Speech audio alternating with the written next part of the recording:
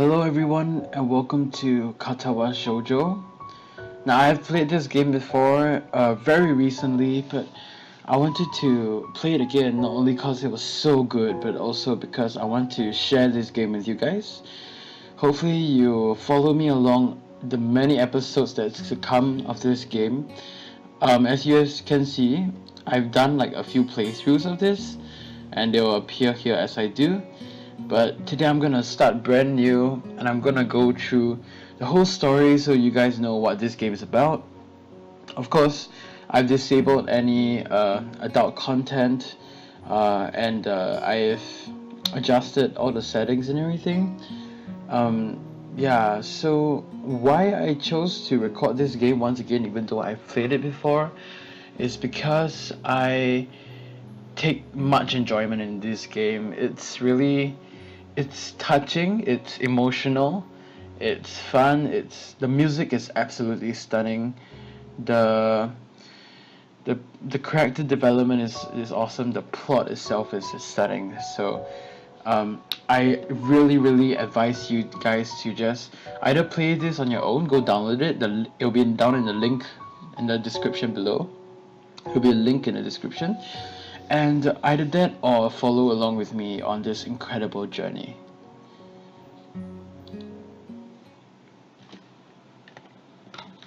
Let's just off the air conditioner for a while.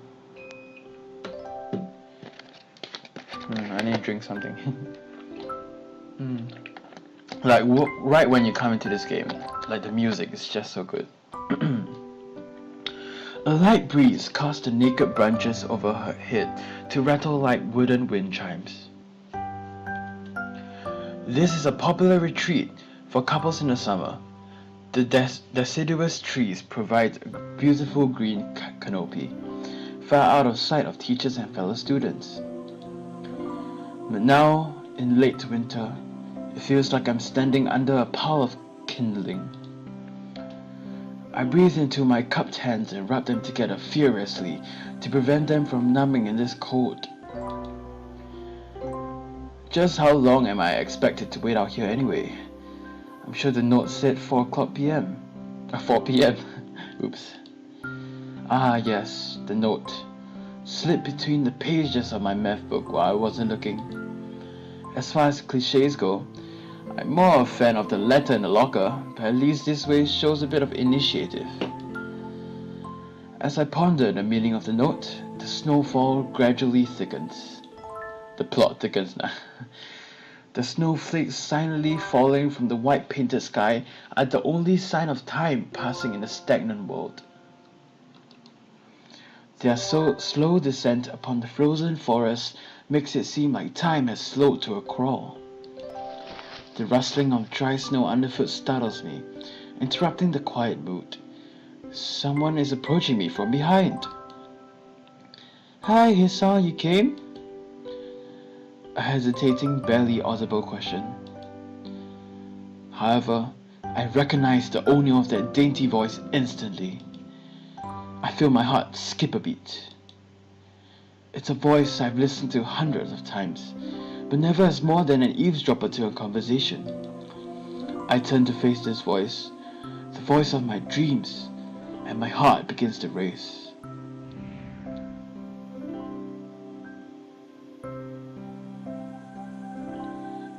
Iwanako? I got a note telling me to wait here. It was yours? Damn it, I spent all afternoon trying to come up with a good line and that was the result. Pathetic. Yes, I asked a friend to give you that note. I'm so glad you got it. A shy, joyous smile that makes me so tense I couldn't move a single muscle even if I tried. Oh, heartbeat. More heartbeats. My heart is pounding now, as if it were trying to burst out from my chest and claim this girl for itself.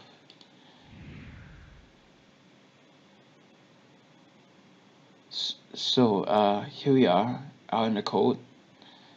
This is awkward. Once again, the wind stirs up the branches. The cacophonous noise is music to my ears. Iwanako flinches ever so softly against the gust of wind. As it passes, she rights herself as if supported by some new confidence. Her eyes lock with mine, and she lazily twirls her long dark hair around her finger. All the while, the anxious beating of my heart grows louder. More heartbeats? Not yet, I guess. My throat is tight. I doubt I could even force a word out if I tried. You see, heartbeat, I wanted to know. Oh wow. If you go out of it with me. I stand there, motionless save for my pounding heart. I went to say something in reply, but my vocal cords feel like they've been stretched beyond the breaking point. Hisao?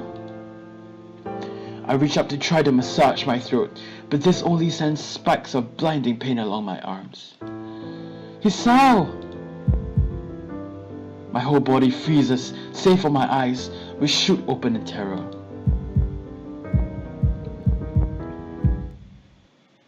Hisao! Okay, that's too loud. Hisao! The beating in my chest suddenly stops, and I go weak at the knees. The world around me, the canopy of bare branches, the dull winter sky, Iwanako running towards me, all these fade to black. The last thing I remember before slipping away are the sounds of Iwanako screaming for help, and the incessant clatter of the branches above.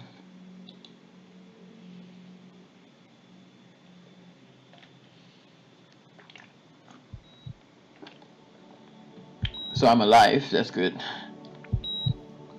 4 Leaf Studios presents Katawa Shoujo. I don't really know what that means. I'll go search it up for next episode, I guess. Inspiration writer. So I'm not gonna read out all those, but yeah, you can look for yourself. So it appears that I had a heart attack, maybe, and I'm on a drip, so I'm still alive at least. What is that? It looks like some doctor facilities? Doctor supplies, that's the word. Oh, the music is so, it's so plays so well in this game. It's great. And we got the clock ticking. I love the animation, it's really good. There's not much animation compared to other games, but this one's really good. No, like just stunning.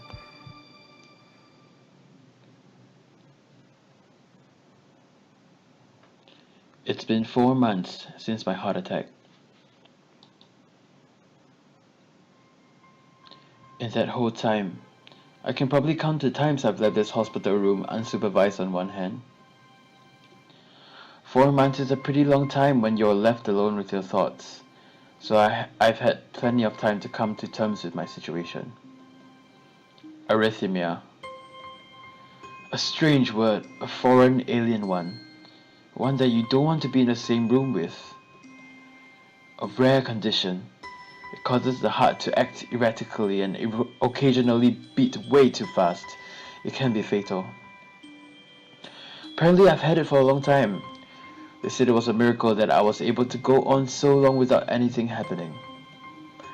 Is that really a miracle? I guess it was supposed to make me feel better, more appreciative of my life. It really didn't do anything to cheer me up. My parents, I think, were hit harder by the news than I was.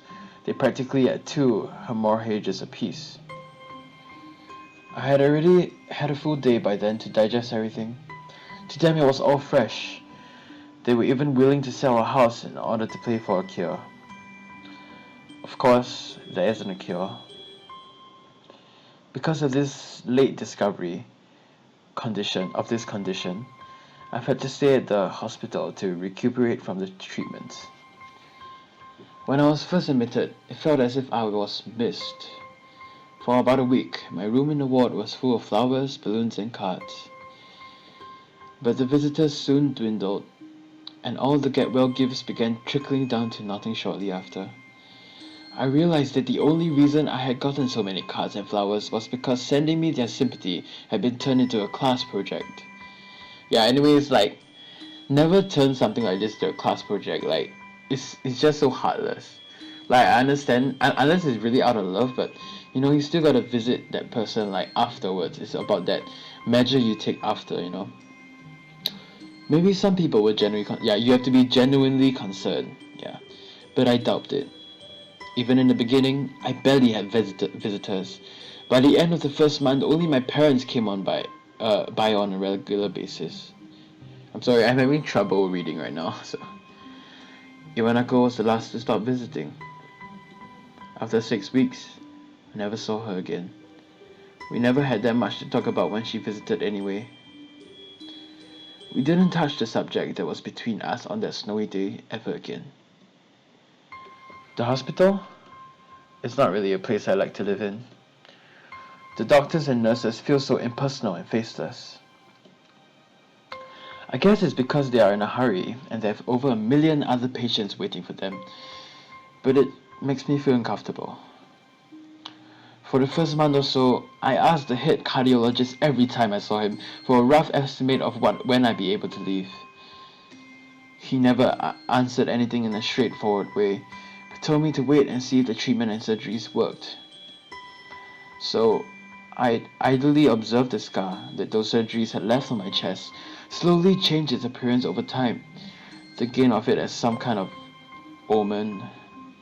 I still ask the head cardiologist about leaving, but my expectations are low enough now that I'm not disappointed anymore whether I don't get a reply. The way he shuffles around the answer shows that there is at least some hope.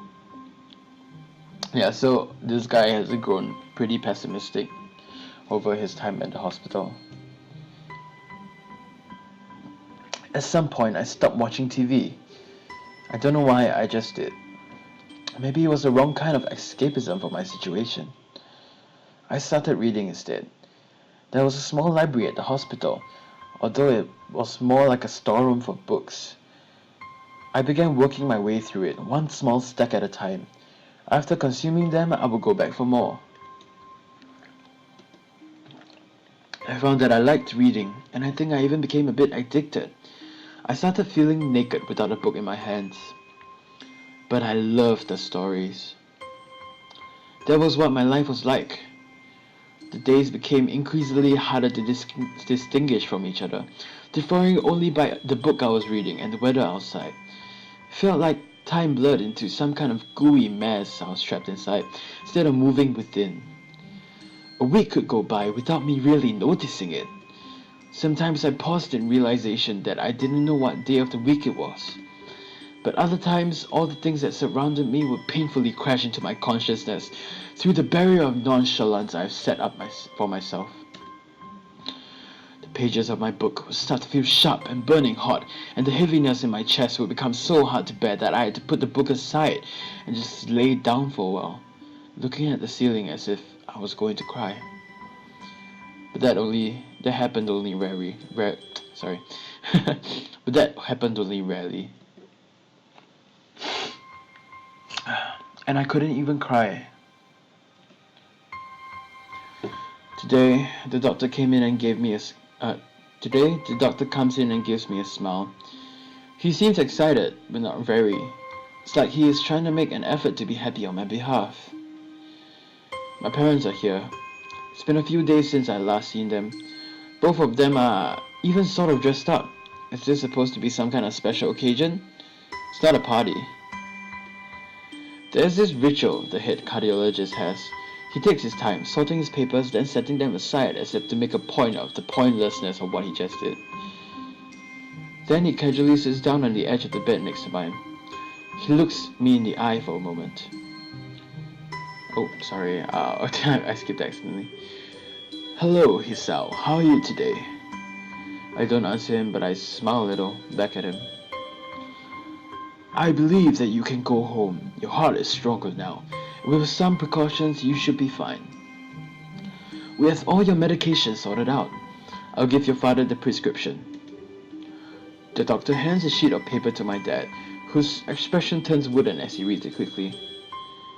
So many. I take it from his hand and take a look myself, feeling numb. How am I supposed to react to this? Oh man, I'm sick a bit, gnarly. The absurdly long list of medications staring back at me from the paper seems insurmountable. They all blend together in a sea of letters. This is insane. Side effects, adverse effects, contraindications, and dosages are listed line after line with cold precision. I tried to read them, I tried to read them, but it's so futile. I can't understand any of it. Attempting to only makes me feel sicker. All this for the rest of my life. Every day? I'm afraid that it's the best we can do at this point. However, new medications are always being developed, so I wouldn't be surprised to see that list fade over the years. Years? What kind of confidence booster is that? I'd have felt better if he hadn't said anything at all. Oh my gosh. Sorry. Also, I've spoken with your parents and we believe that it would be best if you don't return to your old school. What? Please, calm down, Hisao. Listen to what the doctor has to say. Calm down? The way he says it tells me he knew full well that I wouldn't like it. Am I going to be homeschooled? Whatever my concern shows, it's ignored. We all understand that your education is paramount. However, I don't think this is wise for you to be without supervision. I don't think that is wise for you to be without supervision. At least not until we're sure that your medication is suitable. So, I've spoken to your parents about a transfer. It's a school called Yamaku Academy that specializes in dealing with disabled students. Disabled? What? Am I disabled? It is a 24-hour nursing staff and it's only a few minutes from a highly regarded general hospital. The majority of students live on the campus. Think of it as a boarding school of sorts. It's designed to give students a degree of independence while keeping help nearby. Independence?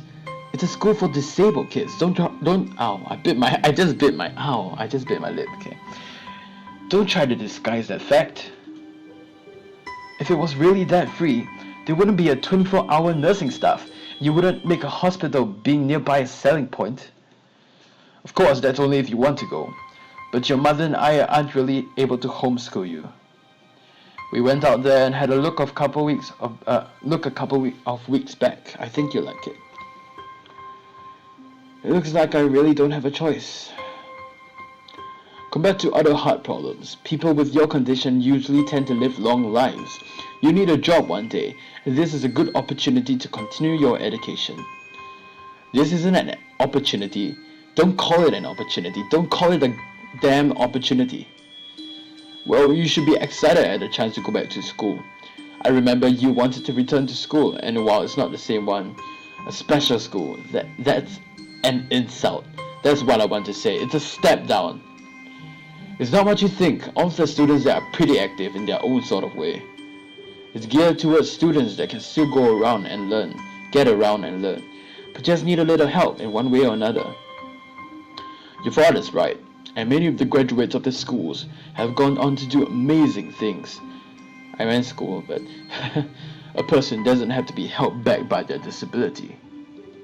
One of my colleagues in another hospital is a graduate.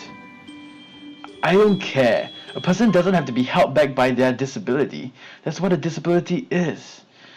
I really hate that something so important was decided for me. But what can I do about it? A normal life is out of the question now. It's funny. I'd always thought my life was actually kind of boring. But now I miss it. I want to protest. I want to blame this lack of reaction on shock or fatigue. I could easily yell out something now, something about how I can go back to school anyway. But no, I don't say anything. The fact is that I know now it's futile. I look around the room, feeling very tired of all this. The hospitals, doctors, my condition, everything. I don't see anything that will make me feel any different. There really isn't a choice. I know this, but the thought of going to a disabled school, what are those even like? As much as I try to put a positive spin on this, it's very difficult. But let me try. A clean slate isn't a bad thing. That is all I can think of to get me through this. At least I still have something, even if it's a special school is something. It's a fresh start, and my life isn't over. It would be a mistake to just resign myself to thinking that. At the very least, I'll try to see what my new life would look like. Okay.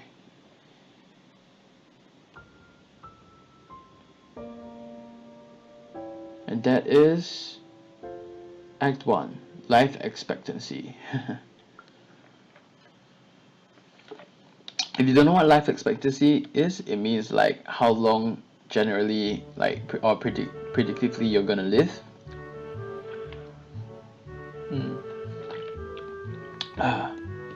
The gate looked far too pompous for what it was. In fact, gates in general seem to do that, but this one especially so. Red bricks, black wrought iron and grey plaster assembled into a hole that didn't feel welcoming at all. I wondered if it looked like what a gate from a school should look like, but couldn't really decide. Probably no. Of course, I didn't want to get stuck on thinking about the gate for too long, so I entered through it with a brisk pace that felt surprisingly good. Moving forward does feel good. So I walked towards the main building of Yamaku Academy with this brisk pace. I'm alone as my parents are taking my stuff to the dorms. There's supposed to be someone waiting for me. The grounds are incredibly lush, filled with green. It doesn't feel like the kind of grounds a school would have, more like a park, with a clean walkway going past trees and the smell of fresh cut grass and all other park-like things. Words like clean and hygienic pop into my mind. It makes me shudder. I shake them off. Stay open-minded now. It's your new life.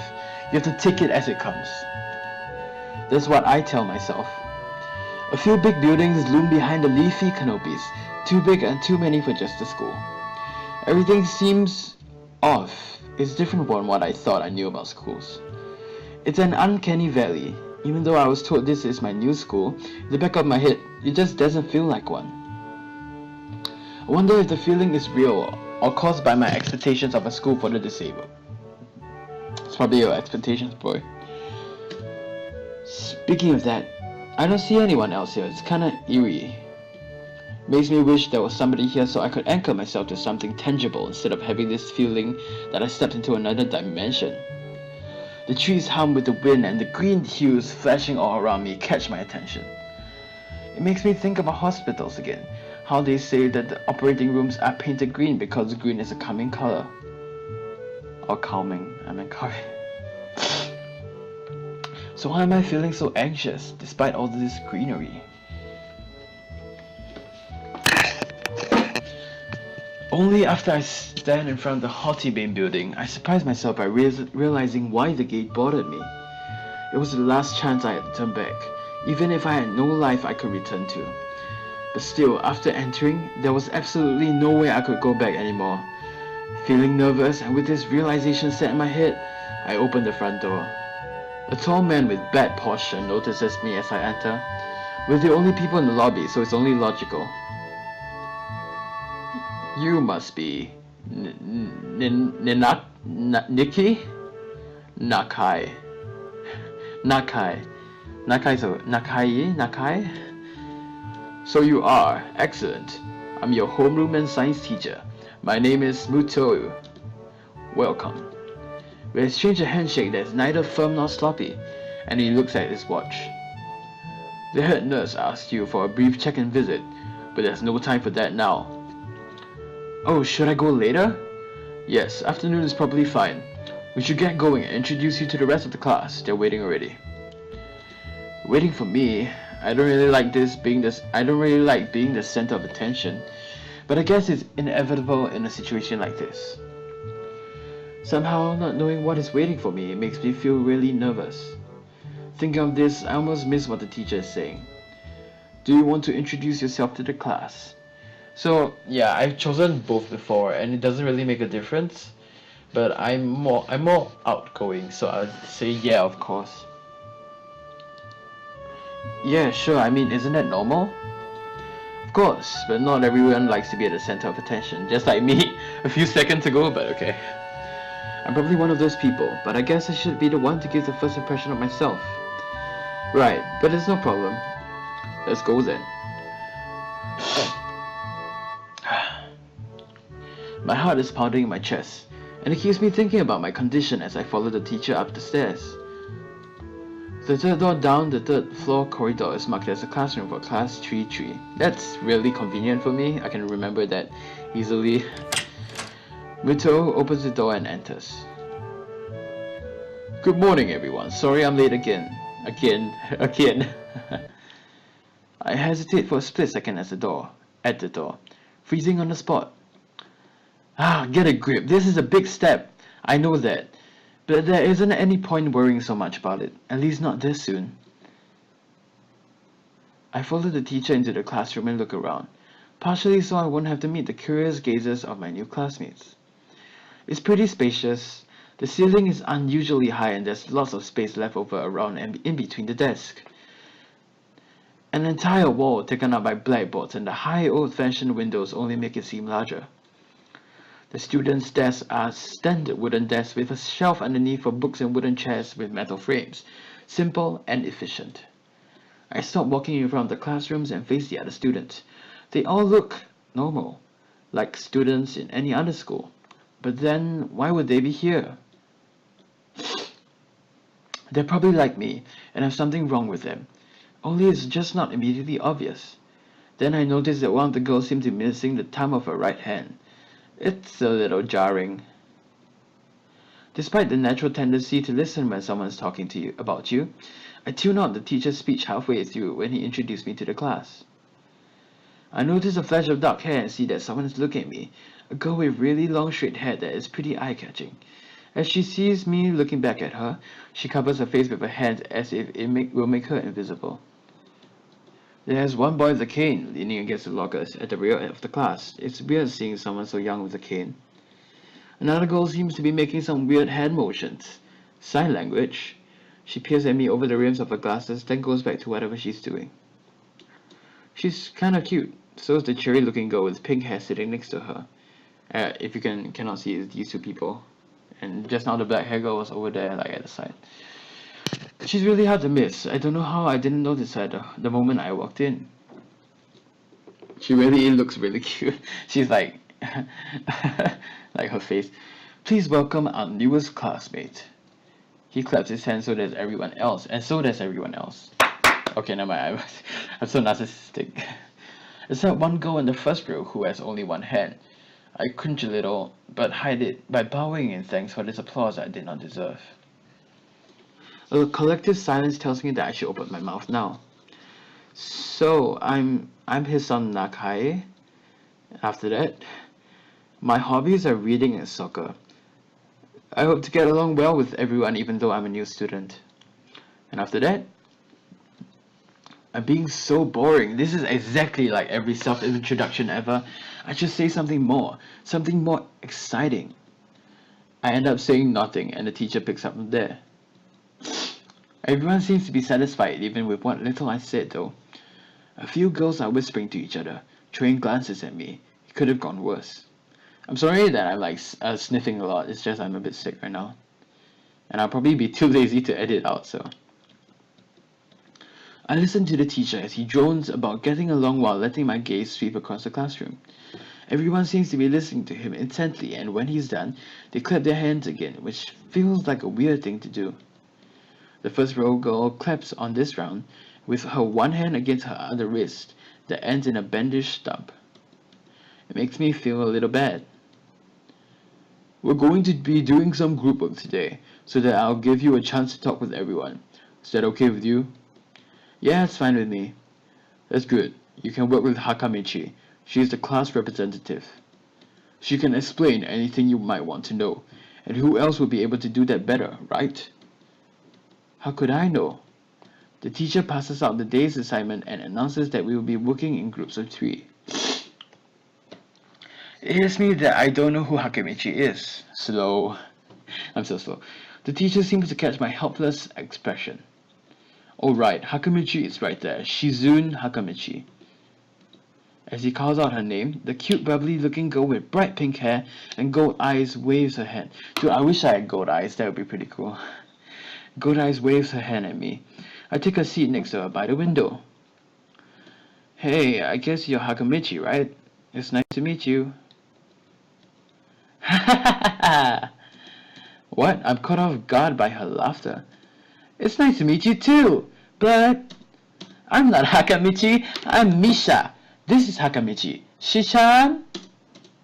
Giggling, Misha points to the girl next to her, the one I saw using sign language before. It looks like she has been staring at me the whole time. She nods once nonchalantly to show that she acknowledges my presence, but only barely. She has short, yet carefully, neatly brushed hair, a pair of oval-shaped glasses balanced on the tip of a dainty nose, and dark blue eyes that seem to alternate every few seconds between analytical and slightly bored. It's nice to meet you. Yeah, so she like parentheses everywhere. She immediately looks at Misha, who smiles and makes a few quick gestures with her hands. Hakamichi nods and makes a few gestures of her own. I start to wonder if the teacher was messing with me, saying things like, "You'll be able to talk to people, and who better to explain things to you." I can see you're a little confused, right? Right.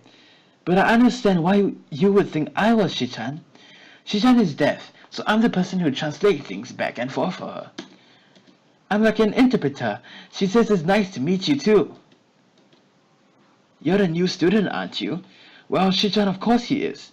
If he wasn't, he would have been standing up there for no reason, right? Right. He seems like a very interesting person, doesn't he? We knew that there was going to be a new student, but we didn't know you would be here today so soon, Hichan, right? Hichan. Yep, it fits, doesn't it? Did I say it out loud? It's just a surprise. I never liked that nickname. I don't really see how. It fits. You look just like I imagined. Yeah, you look just like a Hichan. I wonder why everyone seems to think so. Hakamichi taps her fingers on the desk to get Micha's attention. They gesture back and forth to each other excitedly, their hands a blur. Misha seems a little overwhelmed. Sorry about that. She just wants you to know that she's the class rep, so if there's anything you need to know, you can feel free to ask her. Do you like the school so far? We can show you around a little if you haven't had the time to walk around and familiarize yourself with it. Misha stumbles with the hard word a bit. Hey, same. Man, I like this Misha girl. She says like, no, I'm just kidding. Making it stick out in her otherwise fluid translation. Oh, man. Thanks, that would be pretty helpful. Yeah, I just came straight to class today. ... Drinking my drink. Okay. That's no good. You should always try to learn as much as you can about where you're going before you go there. Not just with school either. Where's the music, by the way? Options. There's no music now. Oh, there's supposed to be music. Oops. Okay. Oh, I'm on mute. Right. Okay, I'm sorry about that. People were probably screaming at me there. Always, even if it's a trip to the convenience store. Really, Shi-chan? Haha. Learn about where you're going? Wait. Learn about where you're going? I guess I didn't bother to do that, or just didn't care enough to do so. I didn't look forward to this, even if I committed myself to go along with it. Half-assly, but anyway. I don't say anything, and Misha signed something that ends in a shrug. What was that? It seems like it was about me. I feel like slumping over in my seat. Both of them are smiling, but that shrug hit me unexpected deeply. You look down. Are you okay? Don't take it the wrong way, please. I hate it when people are afraid to ask questions. That's how people learn things, by asking. Asking for help is perfectly normal, as much as needing help. Stop looking like you just failed a test. Alright. And another thing. You don't have to call Shichan something so formal like Hakamichi or class rep all the time. Just call her Shichan. Okay, maybe that's too casual. Maybe Shizun will be more appropriate. Yep, Shizun is fine. Okay, that'll be a lot easier for me. I feel a lot more at ease. Okay, that's my dog, by the way. Both of them seem so friendly, so I feel like an idiot for being so apprehensive earlier. Especially about Shizun, who I assumed would be all business. Okay, I'm gonna, okay, wait, let's, alright, I'm muted, okay. Okay, I'll leave the music on, how about that? Yeah, that's all for this episode today. I hope you guys did enjoy it, and I did enjoy it myself. Yeah, so I'll be continuing to, my first route, which was actually with another girl, but I won't tell you who yet. Yeah, I'll be continuing the first time like I played it. Then after that, I'll go on to the second time I played it. Then I'll go on to other like trying other routes and stuff. But that's all for today. I hope you guys did enjoy this, and be sure to stick around for the next episode. We'll see you guys next time in the next video. Bye.